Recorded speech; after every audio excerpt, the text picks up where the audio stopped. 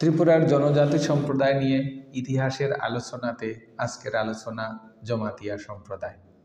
জমাতিয়াদের লোক সংখ্যা 1981 সেন্সাস অনুসারে 44,501 জন। জাতিগত বিচারে জমাতিয়ারা ত্রিপুরীদের মতোই বড় শ্রেণীভুক্ত ছিল। উল্লেখ্য, জমায়েত শব্দটি আরবি। জমায়েত শব্দের অর্থ সমবেত লোক সমষ্টি। অনুমান করা হয় ত্রিপুরীদের একটি অংশ অত্যন্ত সাহসী ও এদের রাজভক্তি ছিল অপরিসীম। এই কারণে রাজ্যের সেনা বিভাগে বৃহৎ সংখ্যায় তাদের নিয়োগ করার জন্য একটি স্থানে জমায়েত করা হতো।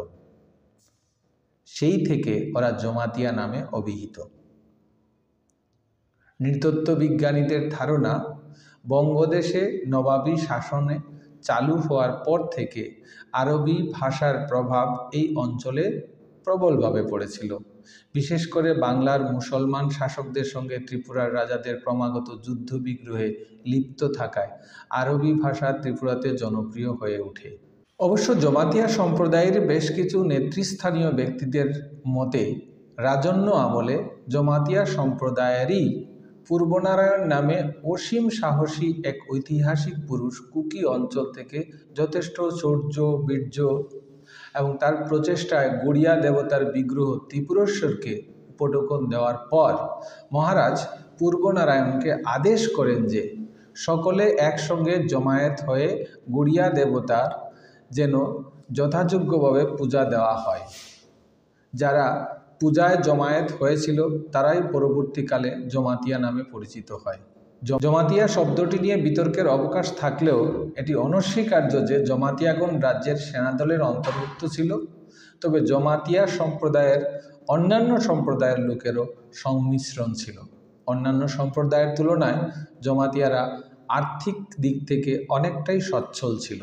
আর্থিক স্বাচ্ছন্দ্যের পশ্চাতে কারণ হলো জুম চাষ এর পরিবর্তে হাল চাষ করে ধান আবাদ করত, ফলে ভূমির প্রতি মমত্ববোধ হওয়ায় যাযাবরত্ব ত্যাগ করে স্থায়ীভাবে জীবনযাপন শুরু করে। উল্লেখ্য যে জমাতিয়ারাই জুম চাষ ত্যাগ করে প্রথমে জমি চাষ, সমতল জমিতে সময়মাফিক জমি চাষ শুরু করেছিল। এই কারণে অর্থ সমাগমের পথও তাদের প্রশস্ত হয়।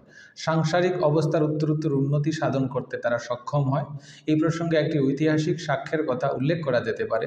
ত্রিপুরার রাজধানী যখন উদয়পুর ছিল, সে সময় সেনা বিভাগের সদস্যদের মাসিক বেতনের পরিবর্তে রাজধানীর নিকটবর্তী অঞ্চলে বসবাস ও চাষাবাদের জন্য জমি দেওয়া হতো।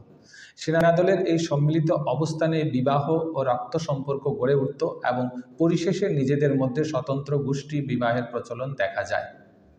স্থায়ীভাবে জীবনচর্চার আবির্ভাব এই সময় থেকে। ঐতিহাসিক সূত্র থেকে জানা যায় মহারাজা বীরচন্দ্র মানিক্যের রাজত্বের প্রারম্ভে 1864 খ্রিস্টাব্দে ওয়াখিরায় হাজারি নামে জনৈক রাজকর্মচারীর অত্যাচারে তারা পরীক্ষিত জমাতিয়ার নেতৃত্বে ত্রিপুরেশ্বরের বিরুদ্ধে বিদ্রোহ ঘোষণা করে।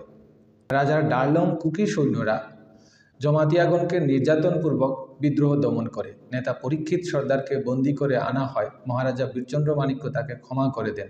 এই বিদ্রোহের পর রাজাজ্ঞায় জমাতিয়াগণ উন্নত হিন্দু আচরণ গ্রহণ ও উপবীত ধারণ করে।